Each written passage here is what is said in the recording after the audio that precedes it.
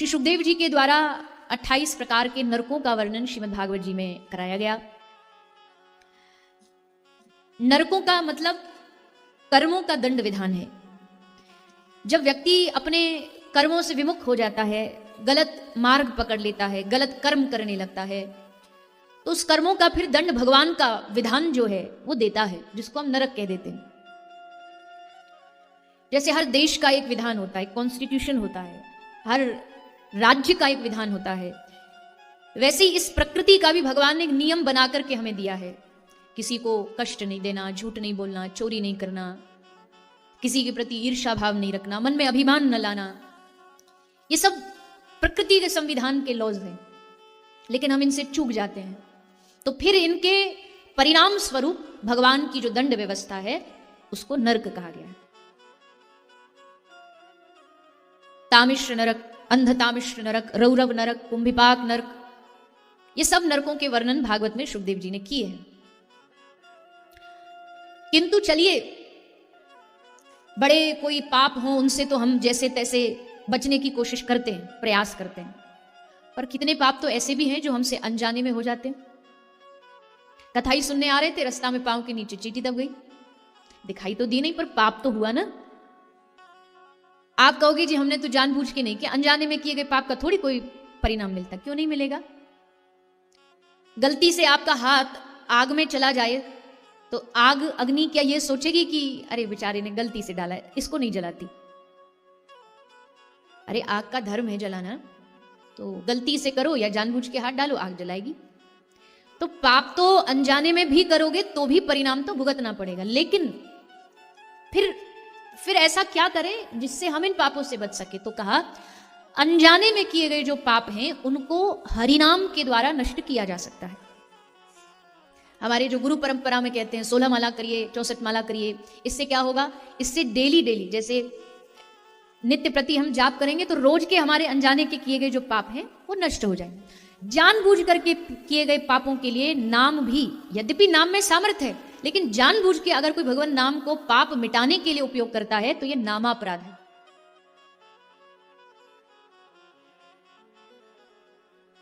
कोई व्यक्ति गलती से किन्हीं पाप में प्रवृत्त हो गया है, फिर वो नाम का आश्रय ले लेता है, तो नाम भगवान उसकी रक्षा करते हैं। ऐसा क्या उदाहरण है, तो षष्ठ स्कंद में एक ब्राह्मण की कथा आती है। नाम है उसका, क्या नाम है, जो नारायण नारायण गा के भगवान को पालिए, अजामिल। देखो कथा सब जानते हैं पर मानते नहीं है। कथा जानते, अजामिल ने नारायण नारायण नारायण करके भगवान को प्राप्त कर लिया, इतना बड़ा पापी होके फिर भी हमारी नाम में रुचि नहीं जागती, फिर भी नाम स्मरण नहीं करते, फिर भी सरल साधन अपनाने की चेष्टा, अपनाने की कोशिश नहीं करते। नाम, कल तो चर्चा हुई थी, महाप्रभु की कृपा फल ये प्रसाद हमें प्राप्त हुआ है। महाप्रभु ने कहा है, पृथ्वी ते आछे जो तो नगरादि ग्राम, सर्वत्र प्रचार होइबे अमर नाम। जितने इस धरती पर गांव हैं, शहर हैं, सब जगह भगवान नाम का प्रचार होगा। एक दिन ऐसा आएगा, और आज धीरे धीरे वो दिन भगवत कृपा से, संतों की कृपा से आ रहा है। भगवान नाम का इतना पूरे विश्व में प्रचार, भारत में प्रचार, कथाओं का, सत्संग का प्रचार हो रहा है। ये नाम जो है वही औषधि है। अजामिल की कथा सुनाई। एक ब्राह्मण था, पहले तो इसका बड़ा विद्वान था, धर्म में मन था, सत्य में रुचि थी, पर एक दासी के संग में आने के कारण इसका पूरा मन दूषित हो गया। चोरी करना, झूठ बोलना, मारना पीटना, डकैती करना, ये इसने धंधा बना लिया।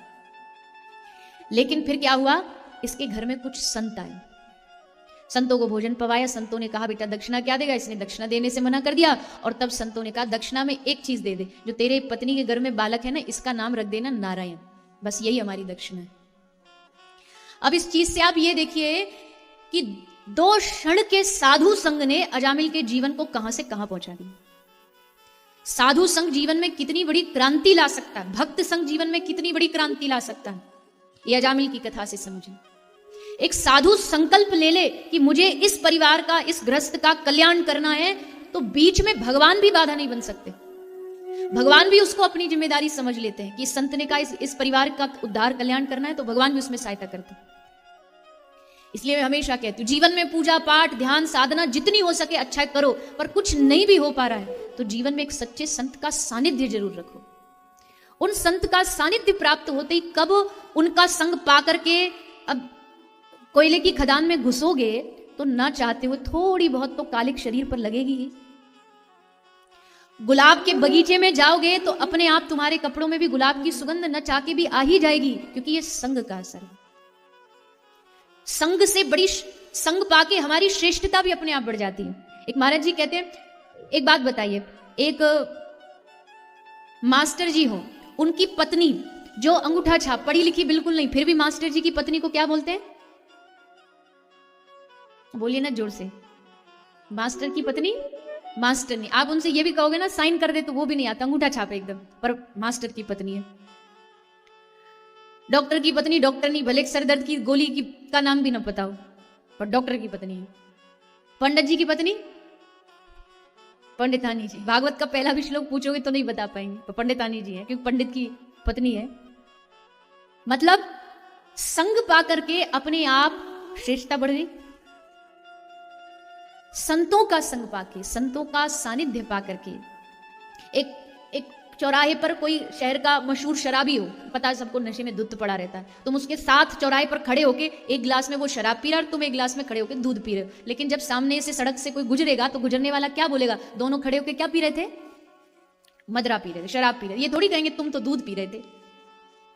क्यों? क्योंकि तुमने संग उसका चुना है। दूध पी के भी तुम्हारी गिनती शराब पीने में ही आएगी। ठीक वैसे ही मान लीजिए हम नहीं है भक्त, हम अच्छे भक्तों की वैष्णवों की श्रेणी में नहीं आते, पर जो अच्छा भक्त हो तुम उसके संग रहो बस। ठाकुर जी भी जब कभी उस भक्त पे नजर डालेंगे तो कोने में खड़े तुम भी दिखाई दोगे, तो भगवान को भी लगेगा अच्छा इसका संग तो पक्का ये भी भक्त है। बिना सोचे समझे ठाकुर जी आपको सर्टिफिकेट दे देंगे भक्त होने का। इस कथा का भी लाभ यही है। आप जो यहाँ पंडाल में आके कथा श्रवण करते हो, यहां सुनना और घर सुनने, इन दोनों में फर्क क्या है? घर भी तो सुन सकते हो आप, यूट्यूब पर लाइव जा रही है, टीवी पर कभी जब कथा लाइव आती है तो पंडाल में क्यों आए? घर तो और अच्छा है, एकदम नीचे बैठना नहीं, सोफा बढ़िया मिल जाए, बीच बीच में एक आध घंटे में चाय पकोड़े आते रहे खाने के लिए, बढ़िया गर्मा गर्म, पाम फैला लें, सो जाएं, जो मन करे कर ले। कथा तो वहां भी यही सुनने मिलेगी, यहां भी। वहां और यहां में क्या फर्क होता है? यहां की सिर्फ कथा होगी, वो तो है ही है, पर घर में रहोगे तो केवल कथा मिलेगी, यहां आओगे तो कथा भी मिलेगी और भक्तों का दर्शन भी मिलेगा, भक्तों का सानिध्य मिलेगा, भक्तों का संग मिलेगा, जो घर में नहीं मिल सकता।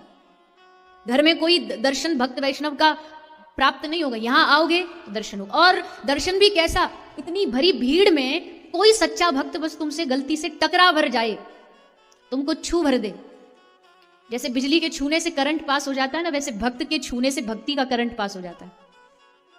भक्ति में स्पर्श का बहुत महत्व होता है। महाप्रभु जिसको छूते थे ना उसको प्रेम दान कर देते थे। शेर को छुआ तो शेर भी दोनों हाथ उठा के हरिनाम संकीर्तन करने लगता था। हाथी खड़े होकर के जब झारखंड के रास्ते महाप्रभु जाते तो वो खड़े होकर हरिनाम करने लगते। ये स्पर्श का ही तो प्रताप है। तो भक्तों का जो सानिध्य है ये हमारे जीवन में बहुत बड़ी क्रांति लाता है। नाम में जो हम बार बार कल भी कह रहे थे, आज भी कह रहे कि नाम जीवन का सार है, भगवान की भक्ति का सार। ये नाम जो है इसमें रुचि कैसे बढ़ेगी? जब भक्तों का संग करोगे, संतों का संग करोगे। रसिकन संग बिन रंच ना उपजे, बिना रसिकों के संग के ये रंग चढ़ता नहीं है। इसलिए संतों की कृपा हो गई अजामिल पर। बेटे का नाम नारायण रख दिया और नारायण रख के बेटे को पुकारता था। किसी भी भाव से पुकारे पर उसकी जिह्वा पर, उसके मुख पर निरंतर नारायण नाम जपन आरंभ हो गया। और महाप्रभु कहते हैं खाईते सुईते यथा तथा नाम लोय। खाते सोते जगते गिरते पड़ते रोते हंसते हर समय हरे कृष्ण कृष्ण कृष्ण हरे हरे, हरे राम राम राम हरे हरे। कई लोग मुझसे पूछते हैं कि कौन सा समय भजन के, एक भैया यहाँ भी पूछ रहे थे, बोले कौन सा समय भजन के लिए अच्छा है। अब देखो मारवाड़ियों की सभा में बैठे तो मारवाड़ियों से अच्छा धंधा करना तो कोई दुनिया में जानता नहीं है कि नहीं।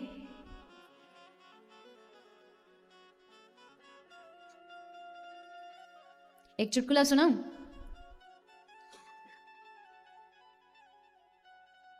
एक मारवाड़ी था, वो भगवत धाम चला गया। तो जब गया तो वहाँ चित्रगुप्त जी बैठे थे, वो सब उसकी फाइल खोल करके हिसाब किताब उसका लगा रहे थे। तो चित्रगुप्त जी ने कहा, बेटा तेरे कुछ थोड़े से पाप भी हैं, थोड़े से पुण्य भी हैं, तो बता पहले क्या भोगेगा, पुण्य भोगेगा कि पाप भोगेगा? पाप भोगेगा तो तुझे नरक में जाना पड़ेगा, पुण्य भोगेगा तो तुझे स्वर्ग में जाना पड़ेगा, बता तुझे कहाँ जाना है? तो बोलता है, ना महाराज नरक में जाना ना स्वर्ग में जाना, दोनों के बीच में दुकान खुलवा दो, जो नरक वाले भी सामान ले जाए, स्वर्ग वाले भी ले जाए, हमारा धंधा बढ़िया जम जाए। कहीं नहीं छोड़ते। एक मारवाड़ी और एक आलू, कहीं चले जाओ दुनिया में हर जगह मिल जाएंगे, कोई जगह नहीं छोड़ी। तो कहाँ थी, मैं ही भूल गई है। अजामिल तो चल ही रहा है इतना तो याद है। तो खाईते सोईते, हाँ आ गया याद। धंधा करना आप सब जानते हैं। कोई पूछे कि कब भगवान का नाम लेना चाहिए, कब भगवान का नाम स्मरण करना चाहिए। अब मैं आपसे पूछूं, कब पैसा कमाना चाहिए? कोई पैसे कमाने का समय, मान लो किसी आदमी की दुकान है, उसका एक दिन का टारगेट है, मुझे एक दिन में 10,000 रुपया कमाना है। भगवान की कृपा से आज सुबह सुबह भी बोहनी में ही उसके 10,000 आ गए, तो क्या 10,000 आने के बाद दुकान बंद करके घर चले जाओगे कि हो गया बस धंधा, हमारा टारगेट पूरा, अब चलो घर चलते? नहीं ना, और कोशिश करेंगे और मिले और मिले। जिस दिन भगवान नाम से भी ऐसा ही प्रेम हो जाए, कमाने का कोई समय नहीं है। आधी रात को भी 12 बजे भी अगर मौका मिल जाए हमें कि 1 लाख रुपया कहीं से कमाई हो रही, तो नींद छोड़ के उठ के जाते हैं, क्योंकि पैसे की वैल्यू पता है। एक 2,000 का नोट कीचड़ में भी गिर जाए, गिरी हुई कीचड़ मिट्टी में से भी उसे उठाएंगे, धोएंगे, सुखाएंगे और उसको फेंकेंगे नहीं, क्योंकि उसकी कीमत पता है। जिस दिन हमें भगवान नाम की कीमत पता लगी, उस दिन ये प्रश्न खत्म हो जाएगा कि भगवान का नाम कब लें और क्या। इतना लेने के बाद बहुत 16 माला होती, माला पैक करके अलमारी में रख दी, हो गया एक दिन का टारगेट पूरा। अरे क्या हुआ, हो गया तो भगवान की कृपा, और आगे बढ़ो।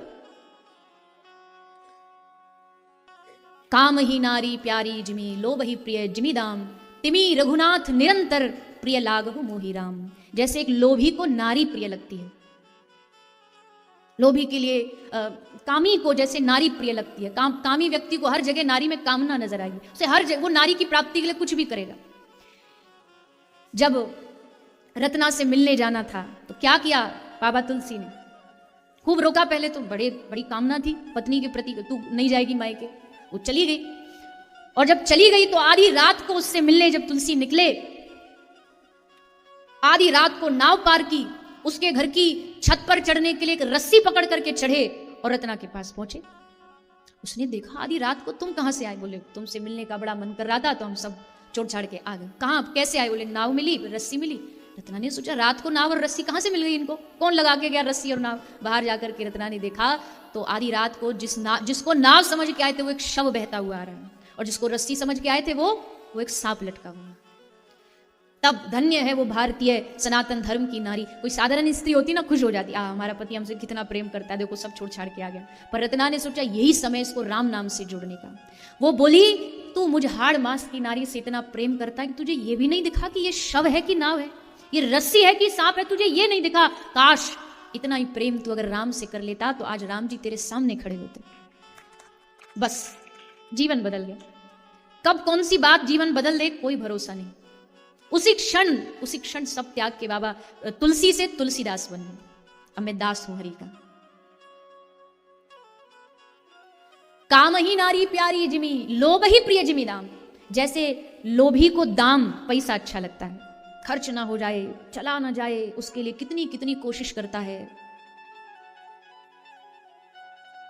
किसी ने कहा परोपकार में लगाओ तो दिल धड़कने लगता, अरे पैसा चला जाएगा फिर कैसे कमाएंगे, दिया नहीं निकलता नहीं हाथ से। एक बार अकबर ने बीरबल से पूछा, अकबर तो टेढ़े मेढ़े प्रश्न करता था, बीरबल हाजिर जवाबी था। अकबर ने पूछा कि बीरबल एक बात बता, तेरे हथेली में बाल क्यों नहीं है? बीरबल को पता था बात तो टेढ़ी पूछता है, पर कोई बात नहीं, हाजिर जवाब हम भी उत्तर देंगे। तो बीरबल ने कहा कि जापना, दान लेते लेते, धन लेते लेते मेरे हाथ घिस गए, इसलिए इनमें बाल नहीं। अकबर ने कहा अच्छा, तो फिर मेरे हाथ में बाल क्यों नहीं है? बीरबल ने कहा कि जापना, आपके देते देते घिस गए, इसलिए आपके हाथ में बाल नहीं है। अकबर ने कहा जो ना लेता है ना देता उसके हथेली में बाल क्यों नहीं है? तो बीरबल ने हंस के कहा कि जो ना लेता है ना देता है वो जीवन भर हाथ मलता ही रह जाता है पछतावे में, इसलिए उनके हाथ में बाल नहीं।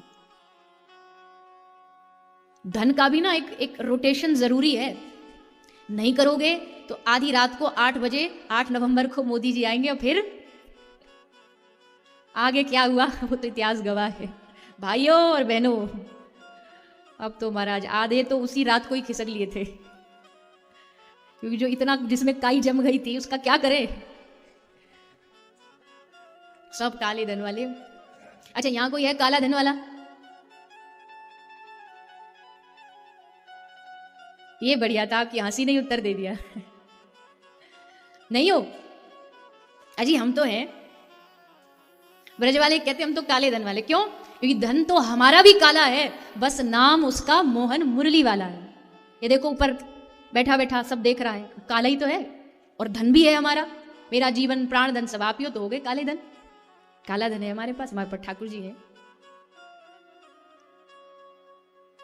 लोभ ही प्रिय जिमीदाम, जैसे कामी को नारी प्रिय लगती है, जैसे लोभी को धन प्रिय लगता है, तिमी रघुनाथ निरंतर प्रिय लाग हो मोहि राम। वो दिन कब आएगा जब वैसे ही मुझे भी राम प्यारे लगने लगे, मुझे भी अपने भगवान उतने प्यारे लगने लगे कि मैं सब चीजों को छोड़ करके किसी भी परिस्थिति में उनका ध्यान, उनका स्मरण करने लग जाऊं।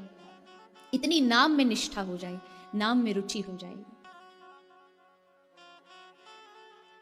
श्रीधाम वृंदावन में जीव गोस्वामी पाद, जीव गोस्वामी वृंदावन में विराजमान थे। एक परिकर उनके पास आया, एक गृहस्थी था, बाद में परिकर बना, पर गृहस्थी आया। आके जीव गोस्वामी से कहा कि प्रभु मेरे पास 7 कन्याएं बेटियां, सब ब्याह के लायक हो गई, पैसा है नहीं, सबका ब्याह करना है। तो हमने सुना साधु बाबाओं के पास तो अच्छे अच्छे सेठ आते हैं, तो आप जरा कोई धन दौलत हमको थोड़ा दिलवा दो। गोस्वामी जी ने कहा कि भैया कैसी बात कर रहा, हम तो खुद जा जाके मथुरा में माधुकरी मांग के रोटी मांग के खाने वाले, हमारे पास क्या होगा? अड़ गया, नहीं महाराज प्रभु कुछ तो होगा, कुछ तो होगा। तो श्री गोस्वामी पाद ने कहा कि अच्छा ठीक है। जब ज्यादा ही रोया तो उन्होंने कहा वो सामने तुझे झाड़ियां दिख रही हैं, उन झाड़ियों के कहीं नीचे कोने में तुझे एक पत्थर मिलेगा चमकता हुआ। वो पत्थर जानता क्या है? वो पत्थर है पारसमणि, उसको ले जा, जिस भी लोहे से तू छुएगा वो सोना बन जाएगा। तो बड़ा खुश हुआ उसने वो। और गोस्वामी पाद ने ये भी बोला कि मेरा किसी काम का नहीं है, मेरा काम मुझे कहीं से मिला था, मेरे काम का नहीं था, मैंने तो वहां शौच इत्यादि में जाता हूं, वहीं फेंक रखा है, वहीं डाल रखा है। अब वो उस पत्थर को लेके घर गया, उसने 2-4 लोहे से छुआ तो सचमुच सोना बन गई।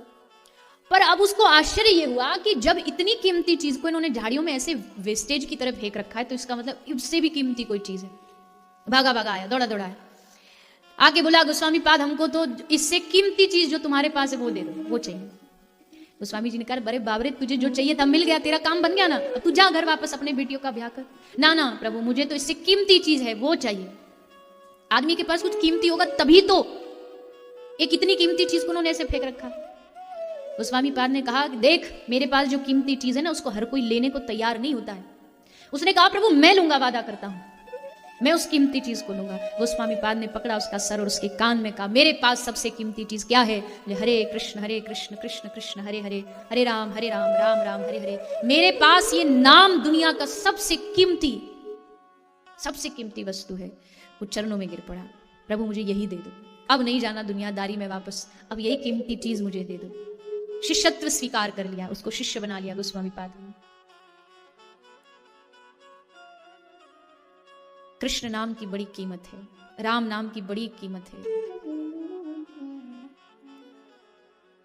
हम त्रेता में भगवान राम की तरह धनुष बाण नहीं चला सकते, हम रावण से लड़ नहीं सकते, हम द्वापर के भगवान कृष्ण की तरह कंस चाणूर मुष्टिक को मार नहीं सकते, बंशी बजा नहीं सकते, पर हम कलयुग के भगवान श्री चैतन्य महाप्रभु के पद चिन्हों पर चल करके हरि नाम तो कर सकते हैं। तिमी रघुनाथ निरंतर प्रिय लाग हो मोहि राम। गोस्वामी जी से पूछा भगवान राम ने कि तुझे क्या चाहिए? तो गोस्वामी जी ने मांगा चहो न सुगति सुमति संपत्ति कछु, रिद्धि सिद्धि विपुल बड़ाई, हेतु रहित अनुराग राम पद बढ़े अनुदिन अधिकाई। प्रभु न अच्छी गति मोक्ष नहीं चाहिए, मुक्ति नहीं चाहिए, अच्छी गति अच्छी मति नहीं चाहिए। लोग कहते हैं अच्छी बुद्धि दे दो, गोस्वामी जी कहते हैं अच्छी बुद्धि भी नहीं चाहिए, विनोबा भावे जी का भाव है। विनोबा भावे जी कहते हैं कि क्यों तुलसी बाबा ने चौपाई में अच्छी बुद्धि के लिए क्यों मना किया। भावे जी कहते हैं कि अच्छी बुद्धि मांग लोगे तो सही और गलत का निर्णय तुमको खुद करना पड़ेगा, लेकिन जब समर्पित होकर कह दोगे अच्छी बुद्धि है ही नहीं, तू जाने तेरा काम जाने, सही गलत तू बता, हम क्या जाने, हमारे पास तो बुद्धि नहीं। तो चाहो न सुगति सुमति संपत्ति कछु, न संपत्ति चाहिए और प्रभु न रिद्धि न सिद्धि न बड़ाई, तो फिर क्या चाहिए, हेतु रहित अनुराग राम पद बढ़े अनुदिन अधिकाई। बिना किसी हेतु की राम चरणों का अनुराग चाहिए, भगवत चरणों का अनुराग चाहिए, भगवत चरणों के प्रति प्रीति चाहिए।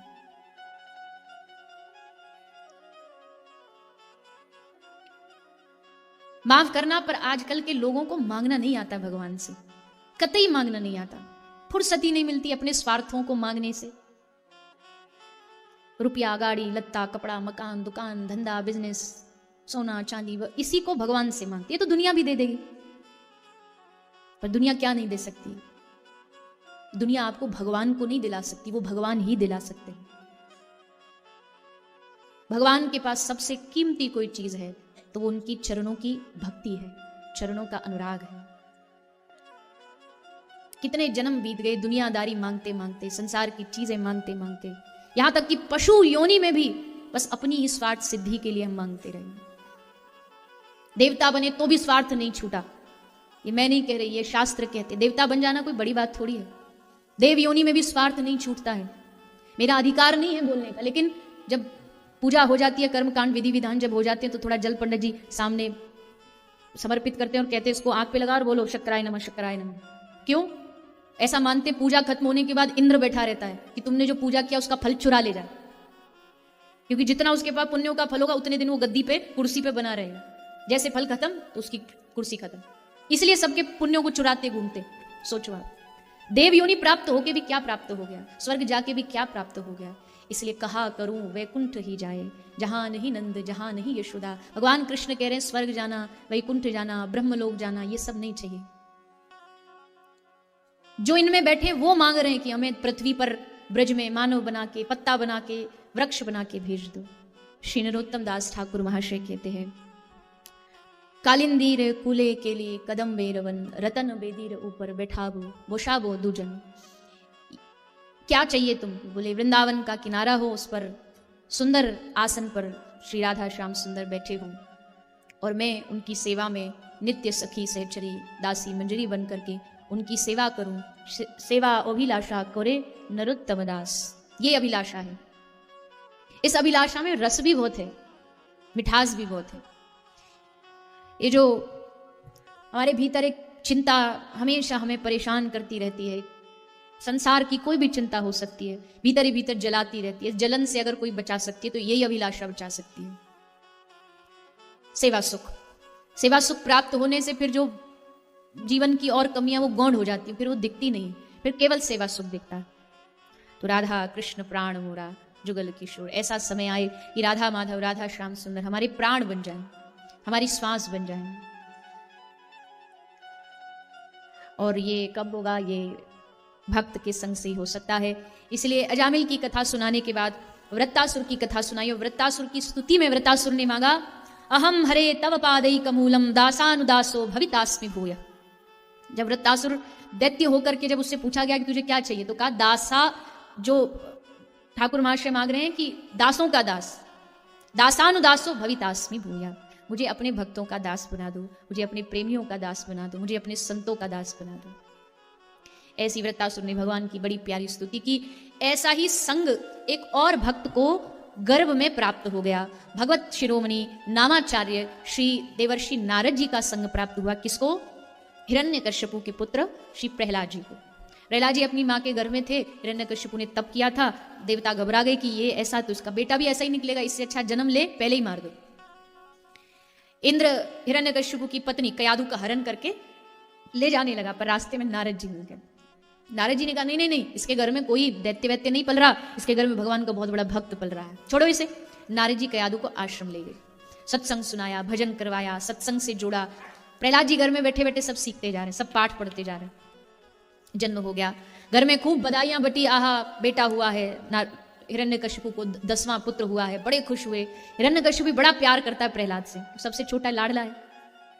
सोचा इसको पढ़ लिखा के एकदम, जैसे लोग कहते पढ़ लिख के इसको बढ़िया इंसान बनाएंगे, हिरण्यकश्यप ने सोचा पढ़ लिखा के इसको बुरे से बुरा इंसान बनाएंगे, लूटना कैसे, मारना कैसे है, ये सब सिखाया जा रहा है। गुरु शंडामरक को कह दिया कि इसको कड़ी से कड़ी राक्षसी विद्या सिखाओ। एक दिन छोटे से प्रहलाद जी अपने गुरुकुल जा रहे थे, रास्ते में क्या देखा, एक कुम्हार के घर, कुम्हार घड़ा बनाता है ना, फिर उसको एक बड़ा सा एक आग का एक कुछ बनाता है, उसमें उसको पकाने के लिए रखता है। तो जहां अग्नि जल रही होती है वहां एक बिल्ली का छोटा सा बालक घुस गया और प्रहलाद जी देख रहे थे। वहीं जो मैया बैठी थी उससे कहा, अरे माता, अरे देखो तो इसमें एक छोटा सा नन्हा सा बालक, जो बिल्ली का बालक घुस गया है। वो माता भगवत भक्ति थी, उसने कहा, बेटा अगर इसका रक्षक मेरा नारायण होगा ना, हरि होगा, तो देख लेना इसको बचा लेगा। प्रहलाद जी हम वहीं खड़े खड़े देख रहे, हम भी तो देखें कैसा हरि में ताकत है कि इस घुसे हुए बच्चे को बचा लेगा। थोड़ी देर बाद जैसे प्रहलाद जी ने देखा तो उस आग के गोले से उछलता उछलता वो छोटा सा बिल्ली का बच्चा कूदता कूदता बाहर आ गया। बस चित्त में बैठ गया प्रहलाद जी के, अब तो जो करेगा हरि करेगा, मारेगा तो हरि मारेगा और जीवन देगा तो हरि देगा। पिताजी ने गोद में बिठा के कहा, बेटा बोल, तुझे सबसे अच्छा पाठ कौन सा लगता है जो गुरुजी पढ़ाते? प्रहलाद बोला, मुझे तो कोई गुरुजी वाला पाठ समझ ही नहीं आता, क्योंकि जो मुझे अच्छा लगता है वो गुरुजी पढ़ाते नहीं, जो पढ़ाते हो मुझे अच्छा लगता नहीं। फिर तो तुझे क्या अच्छा लगता है, कौन सा पाठ अच्छा लगता है? मुझे अच्छा लगता है श्रवणम कीर्तनम विष्णु स्मरणम पाद सेवनम अर्चनम वंदनम दास्यम सख्य आत्मनिवेदनम। पिताजी मुझे भगवान नारायण की नवधा भक्ति अच्छी लगती है। आहा, उनकी कथा सुनता हूँ तो ऐसा लगता है कि ये कभी खत्म ही ना, डूब जाता हूँ। और कीर्तन करने में तो पिताजी इतना आनंद आता है। आप भी करो ना, हाथ उठा के बोलो, अरे बोल बोलो। अब तो महाराज पिताजी एकदम आग बबूला हो गए। दुश्मन की बड़ाई हमारी गोद में बैठ के कर रहा है, तेरी इतनी हिम्मत, हमारे शत्रु की बड़ाई हमारे मुंह पे, अभी दिखाते हैं तुझे। उठा के पटक दिया धरती पे, जाओ इसको मार डालो। अस्त्र शस्त्र से काटा, पहाड़ से गिराया, जहर दिया, कारागार में डाला, लेकिन श्री ठाकुर जी की शरणागति ने हर जगह प्रहलाद को बचाया। अंत में थक हार करके प्रहलाद को लगा, हिरण्यकश्यप को लगा, अब इसको हराना नामुमकिन है। इसमें जिसकी शक्ति बोल रही है उसको हराओ, और शक्ति किसकी? नारायण की। बता कहां है तेरा नारायण? पिताजी जले विष्णु स्थले विष्णु विष्णु पर्वत मस्तके, कहां नहीं है नारायण? कण कण में तुझ में राम, मुझ में राम, सब में राम समाया, हर जगह तो वही है। बस निकाला गदा और सामने खंबे पर जोर से प्रहार किया, खंबा फटा और खंबे से श्री नरसिंह भगवान का प्रादुर्भाव हो गया। बोलिए नरसिंह भगवान की। श्री नरसिंह भगवान प्रकट भये। आज अपने भक्त की रक्षार्थ भगवान ने ऐसा रूप बना लिया, हिरण्यकश्यप ऊपर से नीचे तक देख रहा है पर डिसाइड नहीं कर पाया ये मानव है कि ये पशु है। ये कौन सी बला आई है हमारी आंखों के सामने? ना तो इंसान दिख रहा, सर देखो तो सिंह का, धड़ देखो तो मानव का, कांप रहा है। उसको गोद में लिटाया भगवान ने और अपने तीखे तीखे नाखूनों से हिरण्यकश्यप का उदर फाड़ डाला। चारों ओर देवता पुष्प वर्षा करने लगे। आज भगवान ने भक्त की रक्षा की। प्रहलाद जी को गोदी में भगवान ने बिठाया और यहां भी वही कथा आती है जिसकी अभी चर्चा चली, क्या भगवान से मांगना चाहिए? तो प्रहलाद जी ने मांगा, हे प्रभु, भगवान कह रहे हैं कि बेटा मांग तुझे क्या चाहिए। तो प्रहलाद जी ने भगवान से उनकी निष्काम भक्ति मांगी है। निष्काम भक्ति का वरदान भगवान ने प्रहलाद जी को दिया और उसके बाद प्रभु अपने धाम गए। नरसिंह भगवान का जो प्रागट्य है और जो कथा है वो बड़ी अद्भुत है, लेकिन समय अनुसार हम थोड़ा सा स्पर्श करके प्रणाम करके आगे बढ़ रहे हैं। भक्ति बीज अखंड है, युग बीते अनंत, ऊंच नीच घर अवतरे पर रहे संत को संत। भक्ति का जो बीज है ना, एक बार जिसके जीवन में डल जाता है वो भले कहीं भी पैदा हो रहेगा भक्ति।